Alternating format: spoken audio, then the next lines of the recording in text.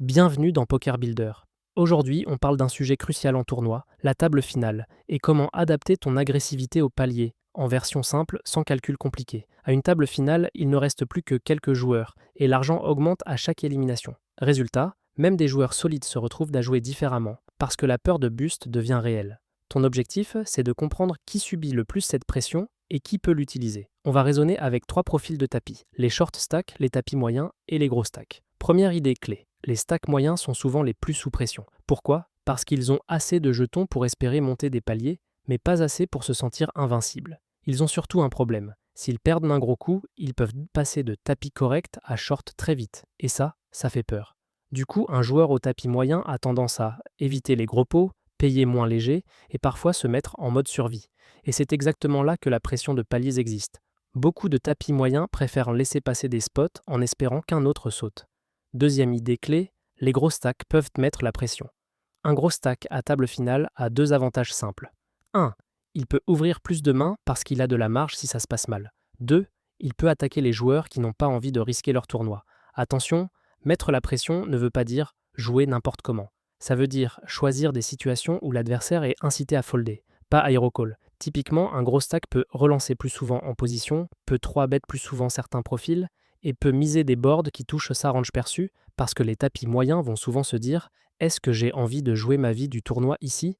Troisième idée clé, les shorts doivent choisir des spots plus urgents. Un short stack, lui, n'a pas le luxe d'attendre trop longtemps. À chaque orbite, les blindes et hantes grignotent son tapis. Il doit donc repérer des spots où il peut faire tapis avec une bonne équité. Soit pour prendre les blindes, soit pour être payé par moins bien. Mais il a aussi un piège. S'il attend la main parfaite, il peut se retrouver avec un tapis tellement faible qu'il n'a plus de fold equity. Et quand tu n'as plus de fold equity, tu es souvent condamné à être payé. Donc oui, le short est soit sous pression, mais sa réponse, ce n'est pas la peur, c'est la sélection de spots et l'exécution. Maintenant, la question pratique, comment adapter ton agressivité au palier? Je te donne une règle simple. Si tu es gros stack, tu peux augmenter ton agressivité, surtout contre les tapis moyens. Si tu es tapis moyen, tu dois être agressif de façon ciblée, pas en pilote automatique. Si tu es short, tu dois accepter d'être plus urgent, donc repérer des spots de push plutôt que tu ne le voudrais. Passons à l'exemple obligatoire. On est à 6 joueurs restants. Il y a une short stack, 2 de stack moyens et les autres sont plus confortables. Question, qui doit mettre la pression? Réponse. En général, ce sont les gros stacks et surtout sur les stacks moyens. Pourquoi pas sur le short? Parce que le short, par définition, est souvent déjà engagé. Il a moins à perdre et il sera prêt à faire tapis. Quand tu attaques un short, tu t'exposes plus souvent à un shove, donc à jouer un coup à haute variance. Ça peut être ok, mais ce n'est pas la cible la plus rentable en pression de palier. Les deux stacks moyens, eux, vont souvent se protéger. Ils ont un objectif mental, ne pas être celui qui saute maintenant. Et donc ils vont folder plus que d'habitude face à un gros stack qui met la pression. Conclusion de l'exemple. À 6 left avec un short et 2 moyens,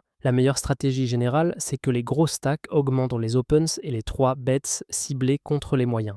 Pendant que les moyens doivent se défendre intelligemment sans s'auto-détruire, et le short doit trouver ses spots de tapis avant de se faire étouffer. Maintenant, parlons des deux gros pièges. Piège numéro 1. Jouer trop passif par peur. Ça arrive surtout au stack moyen. Tu vois les paliers, tu vois le short et tu te dis « je vais juste attendre ». Le problème, c'est que pendant que tu attends, tu perds des blindes, tu laisses les gros stacks ramasser des petits pots, et tu arrives plus souvent en situation de shove forcé, sans flexibilité. Être prudent, oui. Être passif, non. L'idée, c'est de continuer à jouer, mais avec une logique claire. Éviter les gros risques inutiles contre les gros stacks, et au contraire, attaquer les joueurs qui ne peuvent pas te punir. Piège numéro 2, jouer trop agressif contre des adversaires qui payent trop. La pression de palier ne fonctionne que si l'adversaire ressent la pression. Si tu as en face un joueur qui déteste folder, qui paye pour voir, qui colle trop en table finale, alors ton plan j'open any two et je c-bet tout peut devenir un plan catastrophe. Dans ce cas, tu dois faire l'inverse, réduire les bluffs, value plus cher et choisir des ranges plus solides. La pression de palier, c'est une arme, mais une arme ne marche pas sur tout le monde de la même façon. Alors concrètement, comment choisir tes cibles? Pose-toi ces questions simples avant d'appuyer sur l'accélérateur. Est-ce que mon adversaire a peur de bust? Est-ce qu'il a un tapis qui le rend mal à l'aise? Est-ce que son style est plutôt prudent ou plutôt collant? Et surtout, est-ce qu'il peut me mettre en danger s'il répond par un 3-bet ou un shove? Mini-exercice maintenant. Question. Qui est la meilleure cible à une table finale? Short, moyen ou gros stack? Et pourquoi? Prends 2 secondes. Réponse attendue. Le plus souvent, la meilleure cible, c'est le stack moyen. Pourquoi? Parce que il a quelque chose à perdre. Il n'a pas la marge d'un gros stack. Et il ne joue pas en mode dernier souffle comme un short. Le short peut te revenir dessus en shove. donc ton agression déclenche plus souvent un coup à tapis.